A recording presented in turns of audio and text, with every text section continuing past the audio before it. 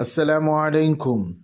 பேரன்பிற்குரிய பெருமானார் ஸல்லல்லாஹு அலைஹி வஸல்லம் அவர்கள் என்ற தொடரில் இன்றைய நாள் ஸல்லல்லாஹு அலைஹி வஸல்லம் அவர்கள் தன்னுடைய தோழர்களோடு இணக்கமாகுவதையும் பணிவோடு அவர்களோடு நடந்து கொள்வதையும் சகஜமாக தான் நபி என்பதை கடந்து தோழர்களோடு அவர்கள் இணங்கி வாழ்ந்த அந்த நேரங்களையும் உர்ரா இப்னு இயாஸ் ரதியல்லாஹு அன்ஹு அவர்கள் கூறுகிறார்கள், நபி ஸல்லல்லாஹு அலைஹி வஸல்லம் அவர்களிடம் இஸ்லாம் மார்க்கத்தை ஏற்று பைஅத் உறுதிமொழி வழங்குவதற்காக முசைனா குலத்தாரின் குழுவினர்கள் வந்தார்கள். அப்பொழுது நானும் அவர்களோடு சென்றேன்.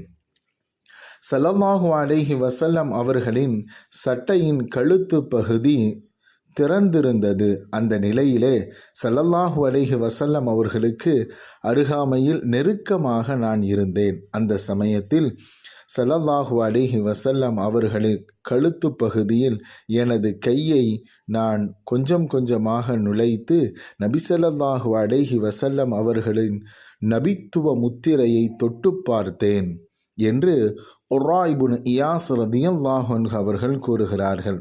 இந்த ஹதீஸ் நமக்கு உணர்த்தி காட்டுகின்றது, கழுத்துப்பட்டை வழியாக நபித்தோழர் கையை நுழைத்து நபித்துவ முத்திரையை தொடும் அளவிற்கு நபிகளாரின் சட்டை பட்டன் திறந்திருந்ததையும் ஸல்லல்லாஹு அலைஹி வஸல்லம் அவர்கள் தன்னுடைய தோழர் அதை தொட்டு பார்க்க ஆசைப்படுகின்றார் என்பதை விளங்கி கொண்டு பணிவோடு அவருக்கு இணக்கமாக நடந்து கொண்டதையும் இந்த ஹதீஸ் நமக்கு உணர்த்தி காட்டுகின்றது.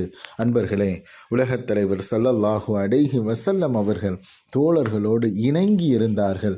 தான் நபி என்பதை கடந்து அவர்களோடு நட்புறவாடுவதையும் அன்பான உறவுகளையும் அவர்களோடு அன்பு பாராட்டிய நேரங்களும் இது நமக்கு சுட்டி காட்டுகின்றது. வாருங்கள், நாமும் அன்பு பாராட்டுவோம், மற்ற மனிதர்களோடு இணக்கமாக சகஜமாக வாழ்வோம். அஸ்ஸலாமு அலைக்கும்.